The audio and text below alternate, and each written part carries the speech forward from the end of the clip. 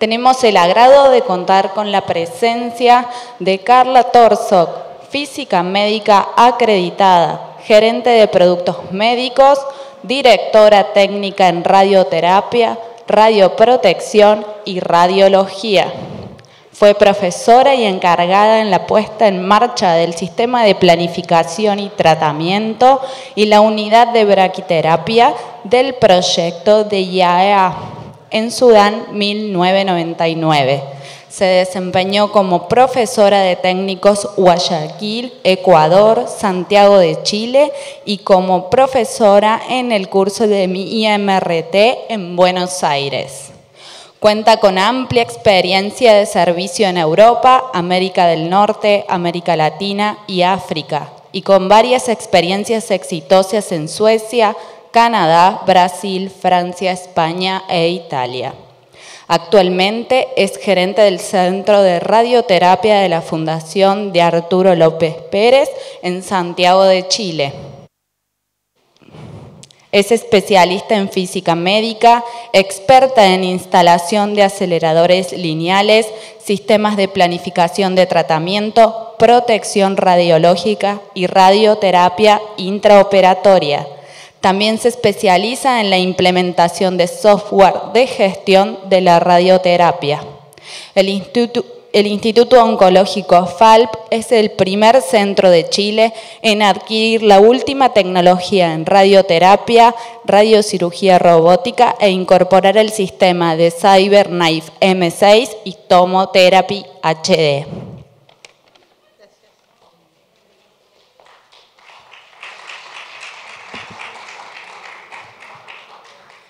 Bueno, buen provecho.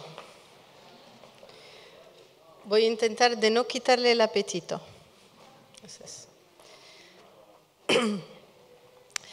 Es un gusto estar con todos vosotros hoy. Voy a intentar resumir en media hora, ojalá, el recorrido de cómo haber empezado el proyecto de implementación del Cyber en Santiago de Chile. En muchas ocasiones yo pensé, ojalá tuviese alguien que me hubiese explicado tal asunto antes. En esta presentación será un agrado poder acortarle camino y poder ayudarles a entender ciertos aspectos de la implementación, tal vez muy resumidos, pero al menos los habréis visto una vez. Entonces, van a ser aspectos prácticos. Vamos a tocar temas de física, ese es el plan de la presentación. Voy a introducir lo que es el CyberKnife, lo que hace particular, lo que hemos preparado, la etapa preparatoria antes de todo, cuando se empezó simplemente en pensar posiblemente comprar esta tecnología. Después pasó a la parte cuando ya se decidió el Site Planning Guide, toda la parte de preparación de la instalación como tal. Las memorias de cálculo es un algoritmo muy diferente, es una máquina que funciona de forma muy diferente. Entonces hay que plantearse toda la presentación a las autoridades de seguridad nuclear. Después llega la parte de control de calidad, todo lo que hay que adquirir y no olvidar, porque son conceptos bastante nuevos, a pesar que sigue siendo SBRT, utiliza herramientas diferentes, entonces es bueno tener en cuenta todos estos aspectos. Qué diodos, qué películas, hay películas especiales, hay accesorios especiales. Después tocaré el tema de la formación, que es bastante inusual, el ATP, el comisionado, hay una visita de física también bastante interesante que hay que plantear y preparar debidamente. La auditoría externa, se ha hablado extensamente ayer y hoy de la importancia de hacerse auditar, nosotros siendo un equipo más orientado hacia Europa, somos 3 europeos y 3 latinoamericanos, hemos hecho la auditoría Equalestro. Después hay una etapa de pre-go live, como ya cuando estas etapas de 1 a 10 ya se han concretado y estamos casi llegando a tratar los pacientes. Y después el verdadero go live con pacientes en la vida real. El CyberKnife es una máquina muy novedosa en mi entendimiento, porque es un equipo robotizado, primero que está entendido para radiocirugía y desarrollado para administrar tratamientos con precisión submilimétrica. Se sigue el tratamiento durante absolutamente todo, se sigue con imágenes el tratamiento durante toda su duración. Eso es bastante interesante. Y el sistema, en función de las imágenes y los matching que hace, va a poder seguir, detectar y corregir en tiempo real. Hay una extensa movilidad del robot. Siendo un robot es de verdad bastante deslumbrante ver todas las puertas de entrada que puede generar el planificador. Permite de tratar tumores desde cualquier dirección. Esta pequeña imagen habla bastante para poder tratar este pequeño tumor, por dónde vienen los haces. Hay aplicaciones intracraneales y extracraneales. Claramente las intracraneales son sin marco, las extracraneales, bueno, tienen otros algoritmos. Y la gracia es que hay un sistema de tracking que está desarrollado para cada tipo de localización tumoral que se va a seguir. También el asunto que es, al principio es bastante difícil para la parte física es entender que el sistema pueda tratar de forma isocéntrica, no isocéntrica, coplanar, no coplanar. Básicamente los haces pueden venir de cualquier lugar y no hay concepto de isocentro como tal. Entonces, el espacio virtual, solo para entender dónde va, el espacio virtual es esta esfera alrededor del paciente. Los puntos blancos o amarillos que se ven son alrededor de 110 posiciones, se llaman nodes. Hay 12 direcciones posibles y finalmente se puede llegar a 1200 entradas. El beneficio es que los tratamientos pueden ser altamente conformados, se puede dar una dosis mucho más alta al tumor, preservando los órganos a riesgo y justamente la posibilidad de reducir significativamente el PTV. Y por supuesto se disminuye los puntos calientes fuera del blanco, como la imagen que mostró el señor Soderberg esta mañana. ¿En qué consiste el sistema? De forma muy didáctica, aquí veis un robot, el LINAC que lo mueve el robot. Hay 2 tubos de rayos X que reconstruyen las imágenes a 45 grados, una mesa robotizada que puede tener, según el modelo, 5 o 6 grados de libertad, y los conos, que pueden ser sea conos así fijos, un iris o un multihojas. ¿Cómo funciona todo eso junto? Vamos a repasar uno por uno los elementos. El LINAC, que es un filter free de 6 megavolt compacto que está montado sobre este brazo robotizado. Básicamente se calibra a 80 centímetros y con una tasa de dosis muy alta, por supuesto, por ser sin flattening filter. Y eso lo hablaremos después. Para la dosis absoluta plantea de otro approach para buscar los parámetros idóneos. El campo de referencia es el cono fijo de 60 milímetros. Los sistemas adicionales, o sea, secundarios de colimación, van de 5 a 60 milímetros, o si no, hay un iris que es variable.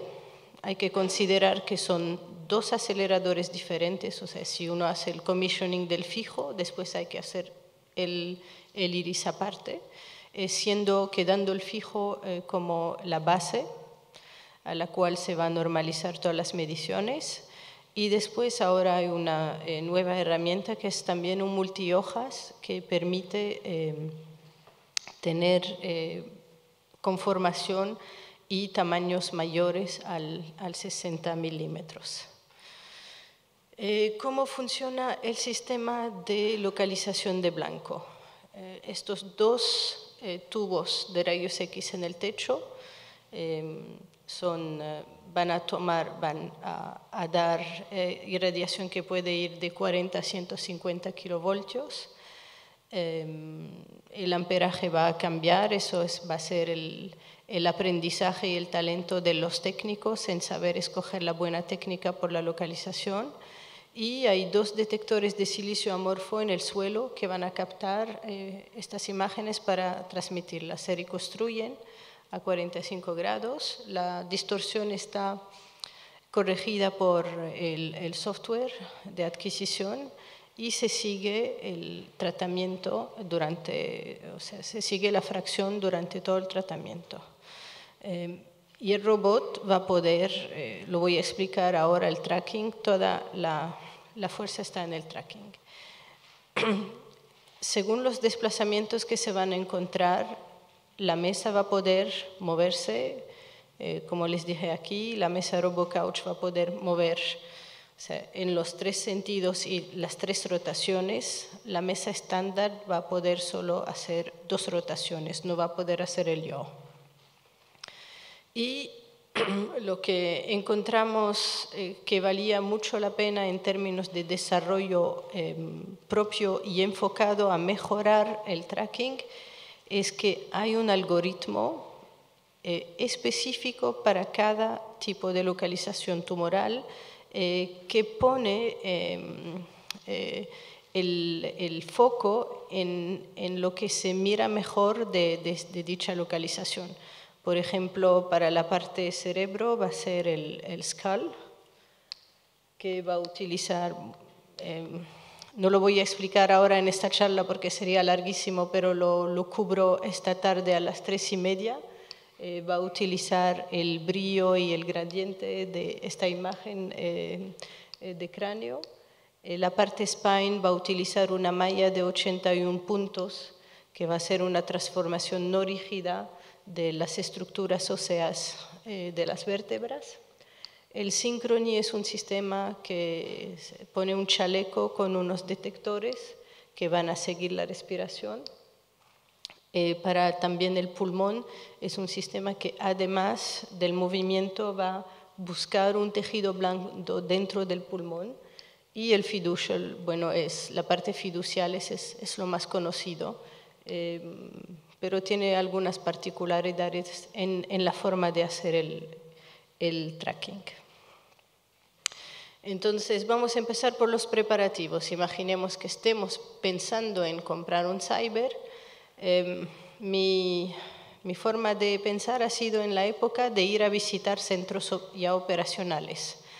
Ver qué tenían, ver las novedades, por supuesto ir en la parte comercial, fijarse de las novedades, pero para mí era siempre el desafío de entender las ofertas comerciales, porque es siempre un problema cuando ya está instalado el sistema y uno quiere exportar una imagen y no tiene la buena licencia.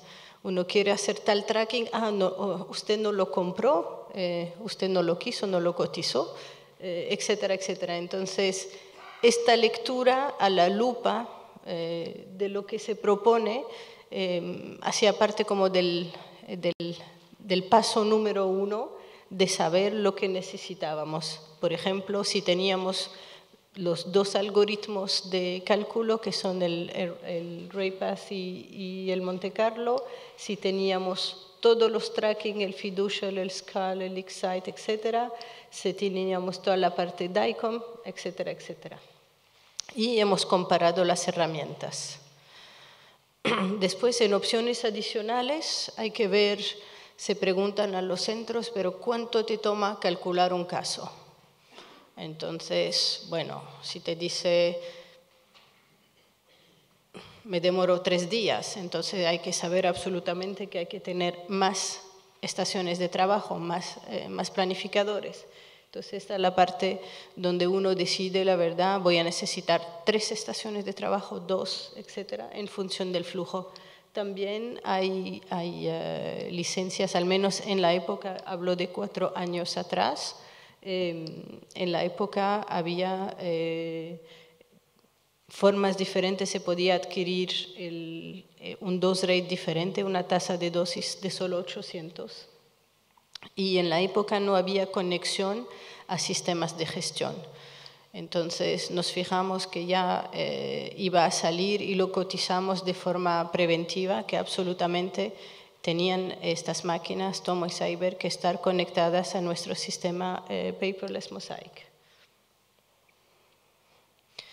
También nos fijamos de todos los accesorios y porque estas técnicas comportan muchísimos test de end-to-end. Entonces hay muchos fantomas que adquirir. No se puede hacer el control de calidad si no se tienen todos los fantomas y no está evidente para quien compra si los fantomas vienen por defecto en la compra, si hay que comprarlos aparte. Bueno, la buena noticia es que todos los end-to-end están cubiertos en el paquete de base, o sea, para hacer los end-to-end de los varios tracking, salvo este fantoma, que es bastante caro, que es el fantoma que permite de verificar el end-to-end del tracking, porque permite aquí de hacer el movimiento respiratorio y no ser el synchrony con el algoritmo fiducial, pero directamente synchrony del modelo Lang. Accesorios de control de calidad también, pensar en las cámaras. El colega antes habló del TG120, tratándose de tratamientos estereotácticos. Es clave comprar todas las cámaras idóneas. Entonces, tanto la Farmer para calibrar, como las de menores tamaño, como las para el DQA, que van a ser las pinpoint, las más pequeñas, y las del control diario. Ahora imaginemos que ya está todo firmado y empieza la etapa Site Planning Guide. O sea, se hacen reuniones periódicas, la verdad son muy bien hechas porque está todo escrito, está todo claro. El sistema viene, este es el temario, y se dan especificaciones de todos los detalles. Elementos muy importantes que tal vez yo no preví al principio era toda la parte eléctrica. En Chile sufrimos de cambios en el poder eléctrico, lo que dio aparentemente una variación en los perfiles entre el ATP y el comisionado. Entonces, no eran los mismos tableros, no eran las mismas especificaciones, y para una máquina así es de suma importancia tener estabilidad en la fuente de poder. También hay que considerar un aspecto muy importante, el rigging. El robot, a pesar que es pequeño, llega casi entero, tal cual.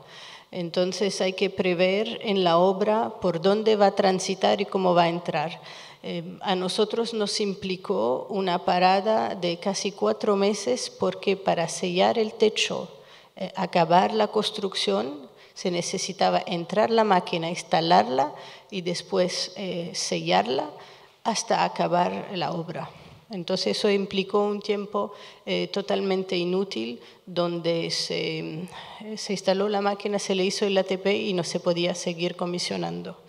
Entonces hay detalles prácticos que justamente se cubren en esta parte. Después ahí el búnker tiene que tener un tamaño específico, es bastante alto por los movimientos del robot. Tiene que tener el techo mínimo 3,80, 3,80 metros, para que pueda transitar el robot. En esta parte también se van a pasar la sala, hay una sala, no como los aceleradores en brazo en C, hay una sala bastante grande donde se almacena toda la parte de poder, de UPS, de planificadores, entonces hay que preverlo, es bastante, o sea, toma bastante espacio. Las memorias de cálculo, y ahí empieza el dolor de cabeza.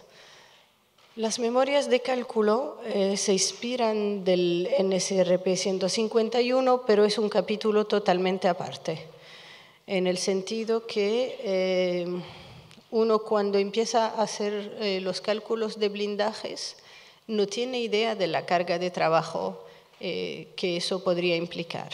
Y hay otra complejidad que siendo tasa de dosis muy altas, no es suficiente considerar los límites de dosis, hay que también pensar en dos conceptos que voy a explicar.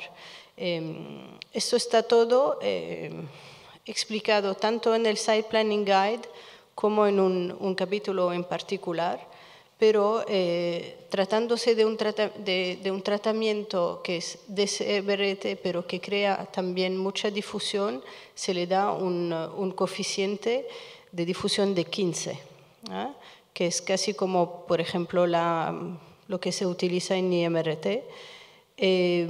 Otro hecho particular, el factor de uso es solo 5%, o sea, es imposible que el robot vaya en una puerta y dé durante más de unos segundos. Por ejemplo, los inspectores de la autoridad nuclear en Chile, lo vi antes en Francia, querían absolutamente que el robot apuntara y diera la puerta. No es posible, no tiene sentido y no es una experiencia que pueden hacer porque el factor de uso es muy bajo. Entonces, lo mejor que se puede hacer es intentar de hacer un tratamiento con el tamaño más grande, que es el 60, el CONNEU de 60, planificarlo para que sea un tratamiento completo, una fracción tipo la más alta, 12 Gray, y darla como podría ser planificado para un paciente, un DQA, y que lo midan, o sea, que eso no sea un factor para no acreditar un centro por la problemática de la tasa de dosis. Lo otro es que el robot no va a más de 22 grados más alto que el horizonte, entonces no puede ir al techo, no puede ser totalmente vertical y tampoco puede apuntar atrás. Entonces también eso... ¿Dónde fui? Perdón. Aquí está. Entonces el capítulo es el 7.2. Hay que leerlo y hay que hacer exactamente como lo que plantea. Yo lo he comprobado con varios colegas físicos. Se llama Robotic Arm Stereotactic Radiosurgery Room. Está en la página 149. Es muy útil hacer exactamente los ejercicios que ellos plantean, tanto para evaluar la carga de trabajo semanal a 1 metro, porque a pesar que el sistema CyberKnife está calibrado a 80, se tiene que reportar todo a 1 metro. Hay que utilizar los factores que son muy conservadores aquí. Y empezamos un primer proyecto en agosto 2013, que de verdad no duró mucho, a pesar que lo hicimos aprobar por la SECHEN. Planteaba un problema principal que al intentar hacer un laberinto se tomó mucho espacio, muchísimo espacio. Aquí se ve el átomo siendo básicamente como un TAC. Su protección radiológica es muy poca, no hace falta mucho porque aquí el anillo es autoblindado. La mayoría de la radiación sucede en esta franja. Entonces, más esta parte como de radiación, pero la radiación es casi enteramente de fuga, no hay primario aquí. Entonces, a pesar que hicimos aprobar este diseño, al momento de calcular las puertas, no era tan evidente encontrar un constructor local que nos pueda hacer las puertas con el rendimiento y la velocidad y las características técnicas. Optamos por Veritas, que son ladrillos de varita, y ellos nos volvieron a calcular.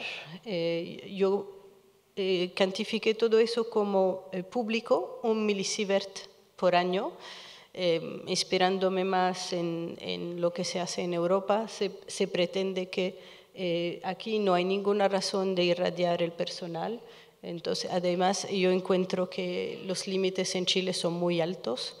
Es 5 milisievert por año el público, lo encuentro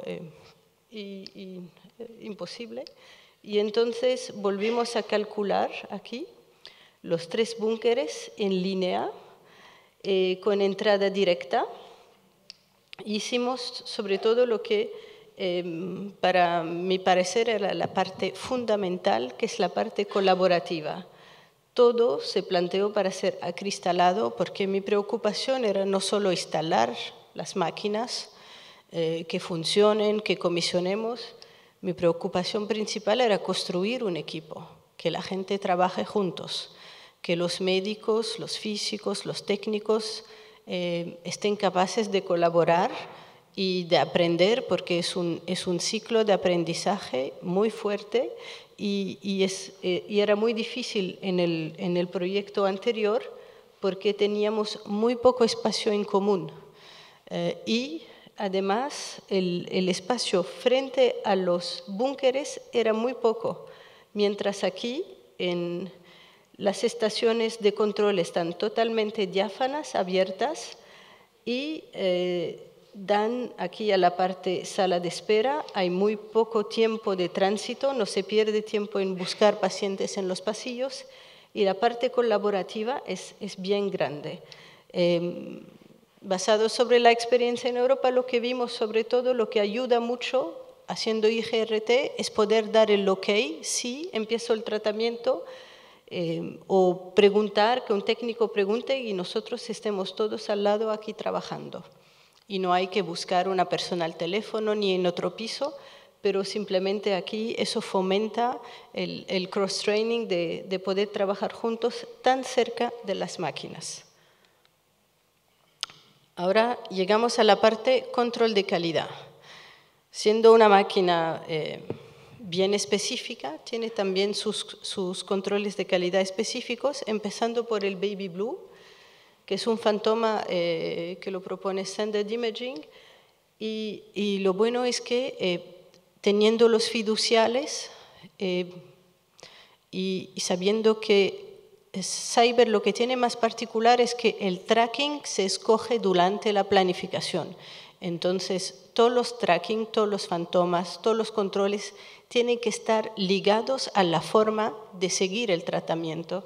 Entonces, hasta la irradiación de la mañana, el control diario, tiene que ir con un tracking particular, que va a ser los fiduciales que están aquí, y también permite de tener varios insertos según el control que se quiera hacer. Es versátil, puede ir con la cámara CC13 para el control de la mañana o una cámara pinpoint cuando se quiere hacer un DQA de un paciente con una multitud de campos que pueden llegar a ser muy pequeños. Esta herramienta no la tenemos, pero la planteo aquí porque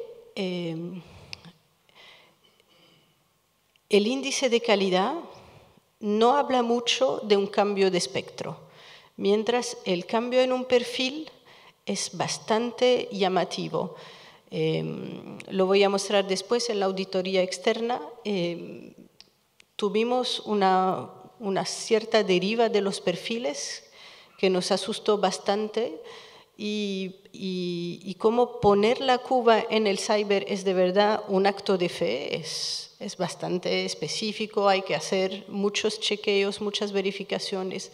la horizontalidad del robot, de la cuba, etc., pensamos que era muy útil tener un profiler con una precisión milimétrica, porque se tiene una precisión de 2 milímetros, para poder verificar los perfiles muy a menudo. O sea, a menudo quiero decir no al mensual, como lo recomienda el TG135 o el constructor, pero haciéndolo tal vez cada semana si hay cualquier sospecha. Estos son las películas, son películas muy particulares. Yo no sabía de su existencia ni siquiera dónde comprarlas y tampoco había quien las vendía en Chile, entonces era toda una cosa muy compleja de conseguirlas, de importarlas. Tienen fecha de caducidad, tampoco comprar mucho. Sirven para los varios end-to-end, ¿no? Van estos para la QA de la mañana, estos para varios tracking, estos para el fiducial, estos para el spine, etc. Y van con este fantoma que viene por defecto con el equipo. La formación. La verdad, quisiera insistir mucho sobre el hecho que es absolutamente necesario ir al curso. Yo antes nunca iba a las formaciones de aceleradores porque me parecía que era todo tan evidente y al menos con mis colegas pensábamos que el cross-training con alguien que sabe de cyber en el servicio era suficiente que nos cuente y que nos explique y íbamos a entender. La verdad que no. Yo recomiendo fuertemente que vean la página de Accuray acerca de las formaciones y de ir en binomios, porque la información es muy densa. Ojalá que vayan 2 radiofísicos y que entre ellos se recuerden lo que han visto y lo que han cubierto. Es una formación muy completa. En lo ideal se hace una semana de física, o sea, del curso de física, y otra semana la planificación. Nosotros no lo pensamos, ahora vemos que hubiese sido un plus muy grande. ¿Por qué? Porque se aprende a manipular el robot y en el servicio nadie tiene el tiempo de explicarte cómo se manipula el robot, en el curso se cubre y no se pueden hacer mediciones, no se puede comisionar, no se puede tocar nada si uno no conoce el robot. Se hacen todas las bases del QA, la manipulación de los varios fantomas, la irradiación de los end-to-end, se preparan todos los estudios, las dosimetrías específicas por tracking. La verdad, lo veo imprescindible, absolutamente imprescindible. Para la parte técnicos, yo tampoco era muy favorable a mandar 1 o 2 personas a Estados Unidos, pensaba que era mucho más lógico que el entrenador venga in situ, pero lo mismo, es tan específico que preferimos mandar un técnico para hacer la parte delivery, entrega del tratamiento, y otro que cubrió la parte dosimetría a fondo, que son cada uno 5 días enteros.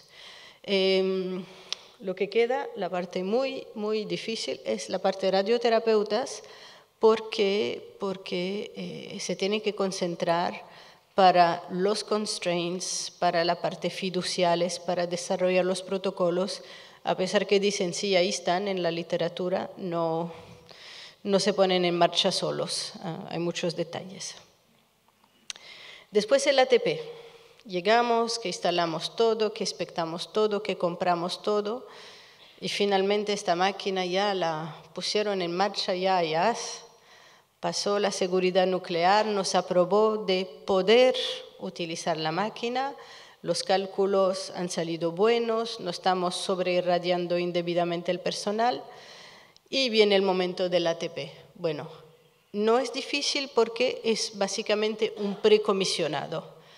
Pero puede ser una gran dificultad para quien no ha hecho el curso, porque los técnicos no pueden esperar, los técnicos de Accuray, y hay que colocar bien la cuba, y hay que ponerla derecha, y hay que tener todos los detalles en la cabeza para poder hacer todo lo que se describe aquí, básicamente parámetros de AS, pero tratándose de SBRT, cualquier pequeño desplazamiento, que no se puso bien el láser, que no se hizo perfectamente las distancias, van a salir mal las mediciones de base y eso puede ser muy grave. Entonces, tanto en simetría, en planicie, en penumbra. Después se decide también, se van a hacer las medidas de base del índice de calidad y se van a chequear todos los asuntos de seguridad, los interlock, las paradas de emergencia. Se van a hacer, hay que tener absolutamente lista la red porque se hacen chequeos de importación y exportación de imágenes y también de conexión al Record and Verify si lo hay. Lo que dije antes de empezar el comisionado, ojalá enseguida después del ATP. El comisionado, como les dije, igual como el ATP, hay todas estas complejidades que poder entender muy bien los varios grados de libertad, poder manipular el teach pendant. No es difícil, pero hay que aprenderlo, porque no es como una máquina normal que uno tiene sus reflejos, cómo posicionarla. Aquí ya no hay gantry, no hay colimador, y hay nuevos conceptos que hay que poder saber.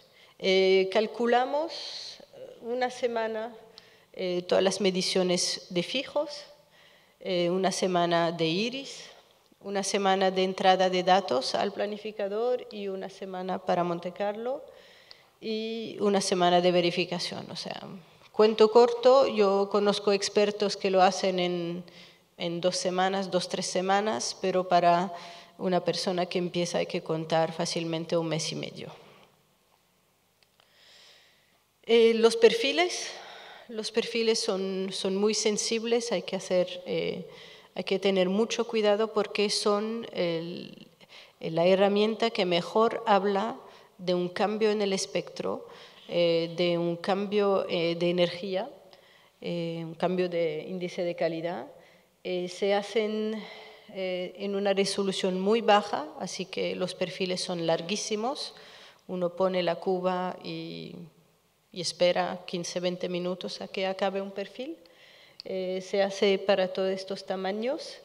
Después se hace un promediado porque el planificador no toma el perfil entero, se hace un promedio entre el in-plane y el cross-plane, el longitudinal y el transversal, y un mirrored. Por eso que hay que tomar mucho cuidado aquí que no haya un problema de simetría antes de entrar los datos al planificador. El TPR, también el Cyber viene con un birdcage, que es un sistema que permite de hacer un TPR, o sea, de subir, de bajar la cabeza a medida que baja, porque debe estar a fijo, a SAD fijo 80 centímetros. O sea, el díodo tiene que bajar al mismo tiempo que baja el cabezal. También es una medida que toma mucho tiempo y se tiene que hacer por cono. Aquí los output factor por tipo de cono, siendo que el fijo el fijo de 60 es el valor de referencia.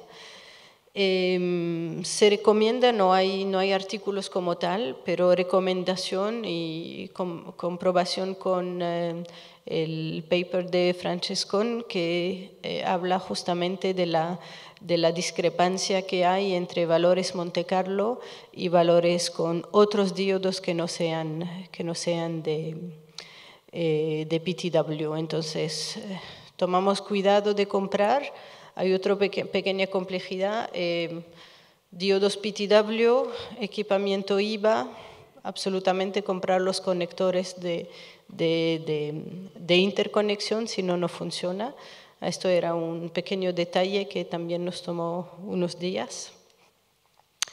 Son campos pequeños, entonces todas las medidas de precaución se aplican. Se hacen los output a una profundidad de 15 milímetros a las varias SAD y se hacen para fijos y iris. Okay.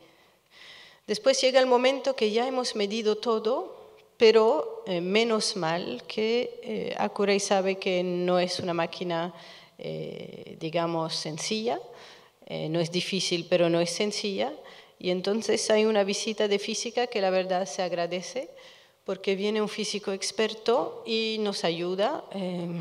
Es un poquito lo que se propuso en Francia después de los accidentes de Épinal y Toulouse, que físicos expertos en estereotaxia acompañen en los centros principiantes.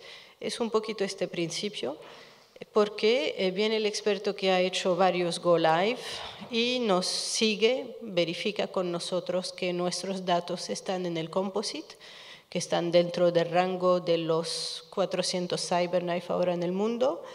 Se comprueba eso, se hacen todas las pruebas de end-to-end, verifican que lo que entramos en el planificador tiene lógica, verificamos calibración absoluta con ellos, verifican con nosotros los factores que hemos escogido y hacemos también pruebas de DQA, o sea,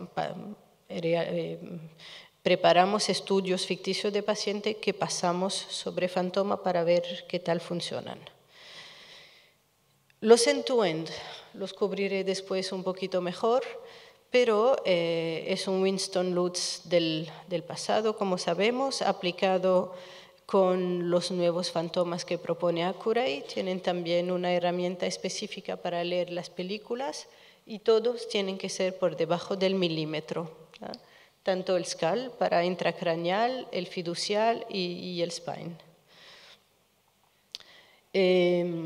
Voy a hacer un repaso rápido porque hace parte de la visita de física, de asegurarse que hemos entendido cómo poner en marcha los protocolos de control de calidad. Se pueden sacar las dudas, se pueden hablar de cómo voy a hacer para hacer mi control diario, se van repasando los detalles de cómo hacer el AQA, etcétera, y se establece el protocolo, por ejemplo, del diario. Eso también ayuda mucho porque estando con un experto uno tiene menos miedo a equivocarse, ¿no? También se repasan aspectos de verificación de los ACES porque tomamos esta oportunidad y verificamos la constancia de la energía, la simetría, o sea, hacemos un chequeo completo como si fuese un control mensual. También se pasa al escáner, se verifica todo lo que se entró en los parámetros y se repasa también algunos aspectos de dosis, o sea, de calibración absoluta, como aquí, porque es de verdad crucial no equivocarse.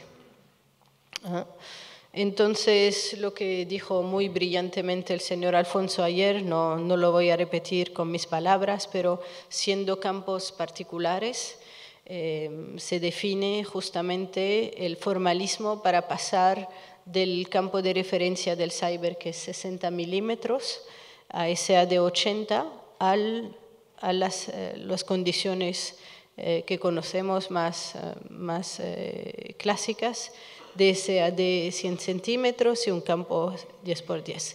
Hay 3 métodos, básicamente, el Kawashi. Los hemos comprobado los 3 y son muy similares porque permiten tanto de encontrar el factor, o sea, el factor específico, machine specific, y también de calidad de haz, el Kawashi, y también hay básicamente lo que describió el señor Alfonso ayer, ¿no? Consideraciones particulares son el hecho justamente que al escoger la cámara, o sea, eso explica el formalismo, hay un hecho bastante particular que uno puede infradosificar escogiendo mal el detector. Entonces hay un factor también que se aplica y eso es tema de discusión durante la visita de física para asegurarse que estamos escogiendo los buenos factores al medir con una cámara más grande como por ejemplo la Farmer para la calibración absoluta, ¿no? Estos detalles se cubren. Después pasamos a la auditoría externa. O sea, estamos antes del punto 12, que es el Go Live. El punto 10, lo recomiendo fuertemente hacer una auditoría externa. Puede ser el RPC de Houston, que me parece excelente. Nosotros hicimos lo que estamos acostumbrados en hacer, el Equalestro de Francia. Y la verdad nos abrió los ojos a la instabilidad de los perfiles, porque el resultado salió malo, el test salió malo. Sí, y a pesar de todas las precauciones, a pesar de hacerlo todo muy bien, no nos habíamos fijado que los perfiles cambiaban tanto en penumbra como en simetría, de forma que no era normal y que no podíamos, o sea, que lo veíamos al mensual, pero que podía ser grave y había que monitorizarlo. Bueno, en resumen, era un problema de magnetron, un problema posiblemente de filamento de GaN, pero ¿cuál fue la lección? La lección fue que volvimos a ajustar los haces, volvimos a ajustar los perfiles, jugando sobre los parámetros del acelerador, el PRF o sea, ajustes del magnetron. Llevamos la máquina a un estado estable y nos obligamos a un control de perfiles semanal. Y ahí nos dimos cuenta, y fue gracias a este test que nos percatamos de la gravedad del asunto, porque sobre el eje principal, o sea, cuando se otorga la dosis sobre el eje principal, no hay ningún problema, el resultado es bueno. Como pueden ver aquí, 0,5, 0,8, o sea, los resultados son buenos. Pero al hacer el test general, o sea, un DQA de paciente sobre este fantoma que tiene 4 TLD, o sea, se le hace una dosimetría como si se fuesen aquí 3 tumores, un órgano a riesgo y hay las varias películas. Nos dimos cuenta que por la problemática de los perfiles, el órgano a riesgo llegaba a ser 8% cuando el resultado tenía que ser menor a 5% de lectura en el TLD.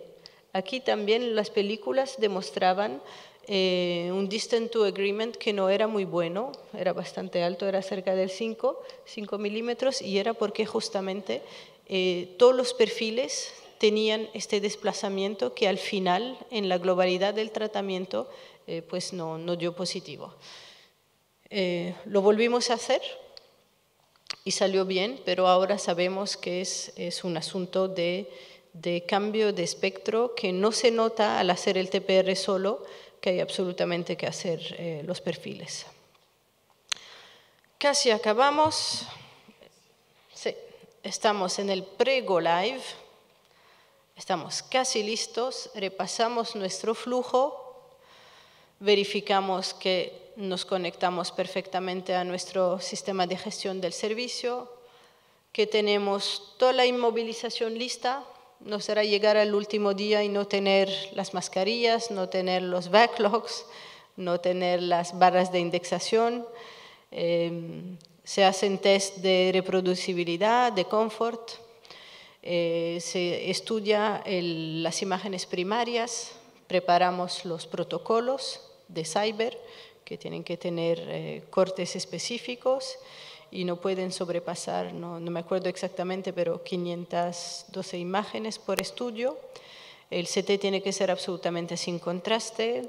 Se define la región del tracking para hacer los ejercicios, porque el tracking se escoge durante la dosimetría. No es que uno hace una dosimetría y después en situ decide cómo seguirla. No, hay que entrenarse a escoger bien. Se delinean las estructuras, es un test para los médicos, para sus timing. Nosotros escogimos, de momento, a pesar que tenemos una plataforma global de delineación que es Monaco Sim, de hacer esta parte en Multiplan por tener muy buenas herramientas de fusión. Se preparan los estudios de fusión justamente y se pasan las pruebas de DQA paciente. mucho antes del Go Live, yo diría.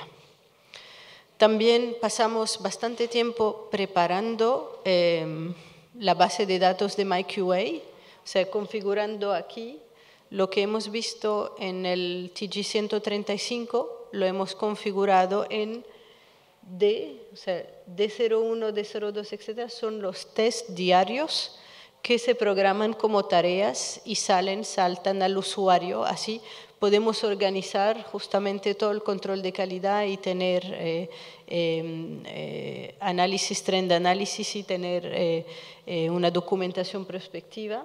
Y también permite de sistematizar los controles y de entrar todos los usuarios, o sea, de los 6 físicos, de poder entrar a hacer los test de forma protocolizada.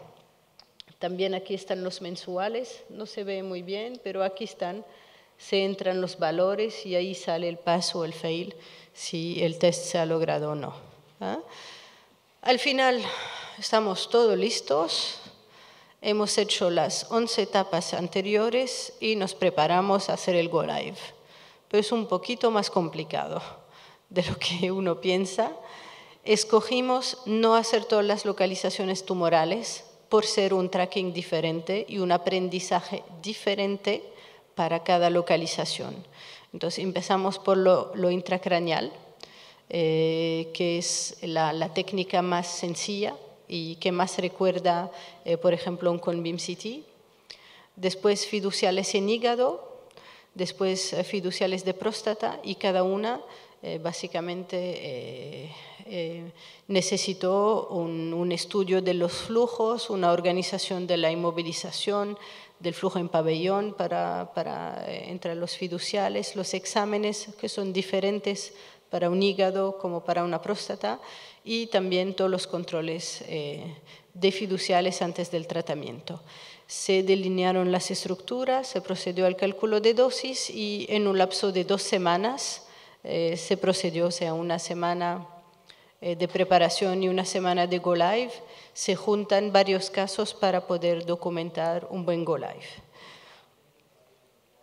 En resumen, lo que diría, a pesar que aquí hablamos de cyber, para que eso funcione, se han llevado a cabo mínimo, yo diría, 25 subproyectos de preparación del Go Live que han ido para las diferentes máquinas, que han sido mucho de optimización de flujos, de estudios y por eso que es muy importante contar con un equipo sólido de físicos porque uno, la verdad, es una experiencia, como se dice en inglés, humbling experience, que uno está en un proceso de aprendizaje continuo y que son los colegas y los dobles y triples chequeos que hacen que la operación sea segura. Todo eso hubiese sido totalmente imposible si el servicio no era de antemano organizado. En el 2012 nos ocupamos de organizar el servicio, de ponerlo totalmente centralizado sin papel, de construir las pasarelas HL7, para tanto importación, exportación de documentos, de datos demográficos, de citas, y para poder justamente hacer despegar las varias técnicas como Tomo y VMAT, y agradeciendo su interés. Muchas gracias. Vamos a grabar.